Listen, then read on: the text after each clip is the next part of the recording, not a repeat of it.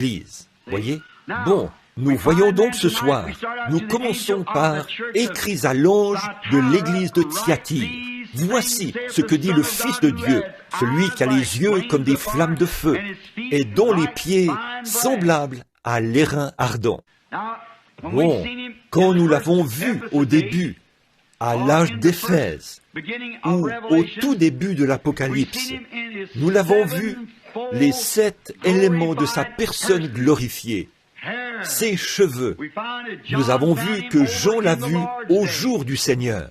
Quand il vient maintenant, il est un sacrificateur. Quand il était ici sur la terre, il était un prophète, le prophète de Dieu. Il a donc pris son propre sang et s'est présenté devant le Père, ce qui fait de lui un sacrificateur. Quand il reviendra, il sera un roi, prophète, sacrificateur, roi.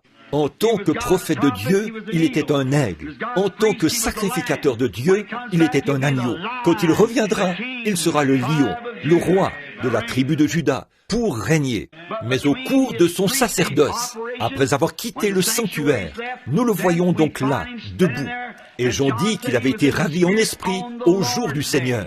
Pas au 7e jour, pas le dimanche. C'est faux, ça. Nous avons vu cela en sondant les Écritures. C'était au jour du Seigneur. Ceci, c'est le jour de l'homme.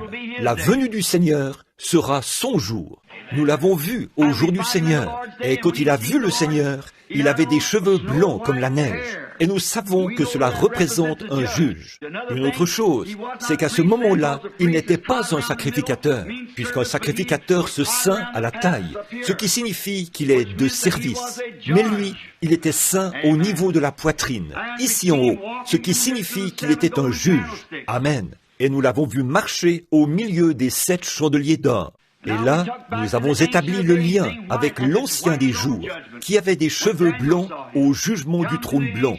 Quand Daniel l'a vu, il s'était avancé vers l'Ancien des jours, dont les cheveux étaient blancs comme la neige. Eh bien, blanc, autrefois, au fil des ans, les anciens juges anglais, quand ils siégeaient au tribunal, ils portaient une grande perruque blanche comme la neige, parce qu'ils étaient des juges.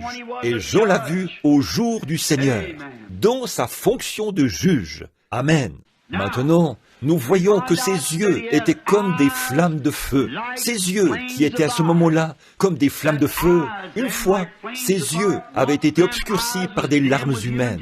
Ils avaient pu laisser couler des larmes à cause de la mort d'un homme, tout en sachant qu'il revivrait dans les 5 minutes qui suivraient. Mais c'était simplement de la compassion humaine.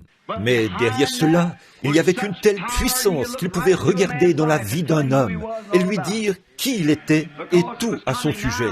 En effet, ses yeux projetaient maintenant des reflets semblables à ceux du feu. Ce sont des yeux qui peuvent parcourir toute la terre et voir tout ce qui s'y passe. Où vous cacherez-vous au jour du jugement? Vos péchés seront mis à nu devant lui. Et remarquez ce qu'il avait. De sa bouche sortait une épée à 2 tranchants. Et nous avons vu que c'était la parole. Nous avons vu que ses pieds étaient de l'airain ardent, et ainsi de suite. C'est-à-dire son fondement. La cuve de la colère du Dieu Tout-Puissant, il l'a foulée aux pieds, l'a piétiné, a pris sur lui le péché, est sorti et a été agréable à Dieu. C'est vrai. Et son fondement est notre fondement. Christ est le roc où je me tiens. Eddie Perronnet a dit, tout le reste est sable mouvant. C'est vrai. Maintenant, nous voyons ici que chaque fois qu'il se présente à un âge de l'Église, il s'adresse à celui-ci sous l'un des noms de sa divinité. Bon, nous avons vu à ce moment-là que la première de toutes les révélations, c'est la divinité suprême de Jésus-Christ. Je suis celui qui était, qui est et qui vient. Je suis le premier et le dernier, le Dieu Tout-Puissant. Voyez, la première révélation. Jean s'est retourné pour voir qui lui parlait. Avant toute chose, il s'est adressé à lui.